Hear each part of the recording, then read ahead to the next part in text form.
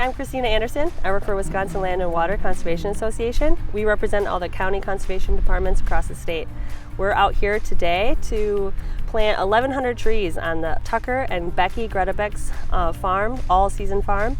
We're working with Savannah Institute, Organic Valley, the Nature Conservancy, and the Monroe County Climate Change Task Force. And we're partnering for agroforestry. I'm Tucker Gredebeck. This is All Seasons Farm, Cashin, Wisconsin. We are a 50-cow organic grass-fed dairy farm.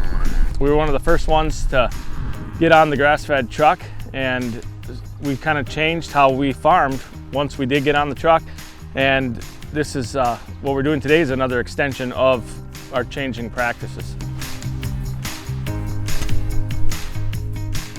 Bob McHale, Monroe County Land Conservation Department Director, out at the Tucker Gredebeck farm. And we're actually working on a demonstration project. This is kind of an offshoot of the Monroe County Climate Change Task Force, working with landowners to actually implement measures or practices to combat climate change. And so as you look behind me, you see all kinds of trees and tree tubes laid out on the contour, agroforestry. Tucker is dividing up his paddocks so he can have grazing going on. Also, he's got these trees planted. The trees are lots of co-benefits. Obviously, they're carbon sinks, and he will have shade, potential food source in the future for his cattle, and ultimately a water quality benefit, environmental benefit, aesthetics, the whole 9 yards. We're knocking out a lot of things here. The thing that intrigued me about putting trees in the pasture, and have always been, is there's woods around us, but the cows don't exactly go in there.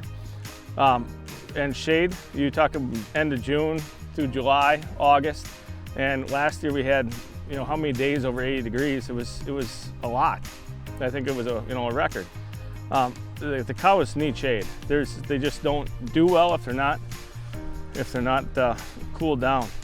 And if I can get another hour of eating, I'm gonna get more milk, and more milk means we got a way to pay this project off. The more projects like this that we can get on the ground, keeping the ground covered, adding more trees, slowing that water as much as we can, infiltrating it is just gonna help more. It's a huge project. I mean, it was overwhelming just thinking about it, and getting going today, I just knew once we get started, we get a better picture of how fast it would move. It takes a lot of hands to make something like this go. It just, it's not something that we can afford on our own.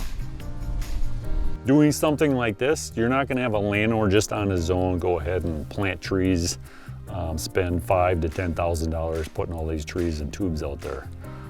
So that's where the partners come in cost sharing, whether it's the Nature Conservancy, Land and Water, Monroe County Land Conservation, Savannah Institute, Organic Valley, all coming forward that everybody realizes climate change is happening.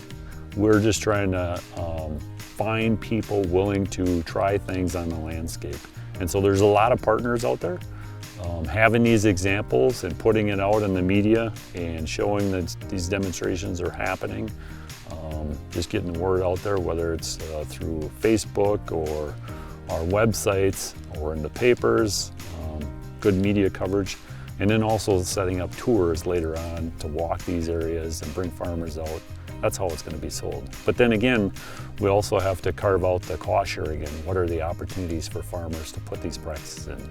We got to have cost sharing, and we have cost sharing through the feds, NRCS, Land Conservation, and these other partners, whether it's Organic Valley, the Savannah Institute, Nature Conservancy. There's many partners out there. We're just looking for participants.